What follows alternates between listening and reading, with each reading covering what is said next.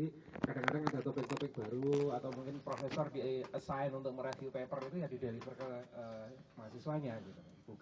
Bukan karena memang itu karena kesibukan, tetapi ini adalah salah satu untuk melatih mahasiswanya. Katakan prof saya itu dapat 3 paper untuk direview, maka dia akan mencari 9 siswa yang ada di situ. Jadi satu paper itu rata-rata 3 orang, kemudian nanti diminta kalau menurutmu paper ini bagaimana, kalau menurut yang satunya bagaimana, menurut satunya bagaimana. Jadi ada 3 orang yang mereview paper yang sama. Ini salah satu untuk memotivasi kita, apakah kita di dalam membaca satu paper itu punya pendekatan yang sama atau tidak, punya pemahaman yang sama atau tidak di dalam satu materi yang sama gitu. Nah nanti kemudian kalau berbeda, perbedaannya di mana kita bisa saling belajar dari teman-teman. Oh ternyata teman saya lebih bisa menangkap maksud paper ini dibandingkan saya. Di mana? Atau mungkin bagaimana triknya untuk bisa menangkap maksud utama dari paper. Kekurangannya di mana dan sebagainya. Jadi saya rasa ya, budaya ini perlu kita encourage juga untuk teman-teman semua gitu. Memang ini ada komprominya gitu. Jadi ada teman-teman yang barangkali membaca paper itu pada saat diminta gitu. Kemudian ada juga yang baca paper itu sudah menjadi kebiasaan sehari-hari gitu.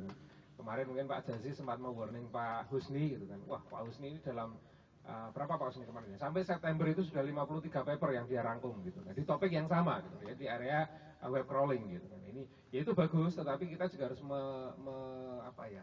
menahan diri lah. Menahan diri satu hal yang bagus tapi harus ditahan juga nampaknya gitu.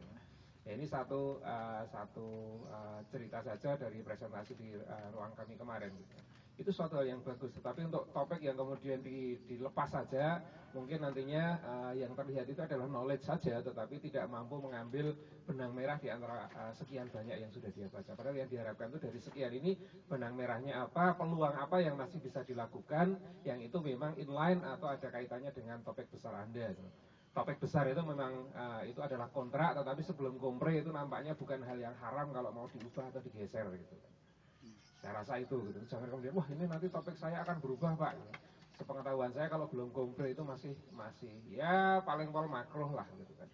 Kalau memang masih bisa stick di area itu ya monggo, kalau digeser sedikit selama topik besarnya masih di ranah yang sama, saya rasa masih memungkinkan. Itu pengalaman saya juga bahwa topik itu sudah kompre aja bisa berubah ya? Nah, kompre aja masih bisa berubah gitu kan.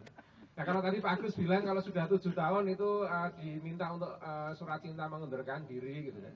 Apakah itu berarti tidak jadi mahasiswa gitu ya? Kalau mengundurkan diri tidak, tapi nampaknya belum ada aturan yang melarang untuk masuk kembali gitu kan. Tapi saya juga nggak tahu apakah sudah 7 tahun nggak lulus berani masuk kembali gitu.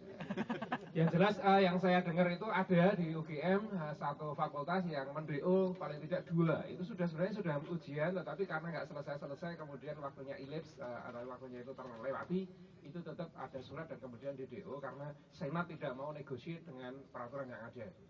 Dan ini ternyata salah satu yang di DO itu sebenarnya adalah yang tadi dikatakan Pak Agus, justru staf di institusi yang bersangkutan. Ya, ini satu hal yang sempat memicu diskusi panjang, tetapi karena ini sudah keputusan Senat ya harus disepakati. Nah ini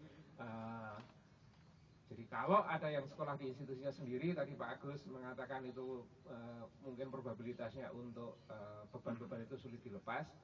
Dari cerita ini tadi, kalau misalkan aja 1 dari 2 itu adalah mereka yang kuliah di institusinya sendiri, berarti probabilitas kuliah di institusinya sendiri itu kalau tidak serius tidak lulus itu adalah 50% gitu, Bang.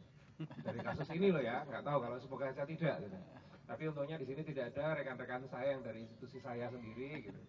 Kalau ada ya semoga nantinya mungkin ada sharing tersendiri, nanti ada mungkin Pak Yoyo, Bu Tati sebagai mungkin perwakilan pengelola untuk outbound yang kemarin itu di Magelang itu setahun sekali, bagaimana kalau nanti mungkin lebih dikerapkan lagi sehingga cambukan-cambukan seperti ini nanti bisa didengar juga oleh teman-teman gitu. Karena di MIPA sepertinya di jurusan yang lain juga sudah ada, sekian waktu tidak ngurus-ngurus, akhirnya ya kemudian nampaknya keberatan fakultas untuk bisa melanjutkan kembali gitu. Nah, saya rasa ini sharing saya saja karena saya belum punya banyak pengalaman membimbing gitu, ini masih dalam rangka latihan. Kalau lektor itu kan masih asisten profesor, belum associate, apalagi full profesor gitu kan. Jadi memang saya masih asisten saja, masih membantu Bapak Ibu, ada yang mungkin promotor utamanya Pak Yoyo, ada yang promotor utamanya Pak Jazi, ada yang Pak Agus, saya sebagai co-promotornya, sehingga belum banyak pengalaman yang bisa saya sharing. Tapi saya rasa dari apa yang saya sampaikan ini semoga ada hal yang bisa difahami teman-teman semua, mungkin di sangkut pautkan, dihubung-hubungkan dengan cerita ataupun sharing dosen-dosen yang lain. Terima kasih Pak Edi, saya kembalikan. Assalamualaikum warahmatullahi wabarakatuh. Untuk selanjutnya kami persilakan monggo Ibu Datik.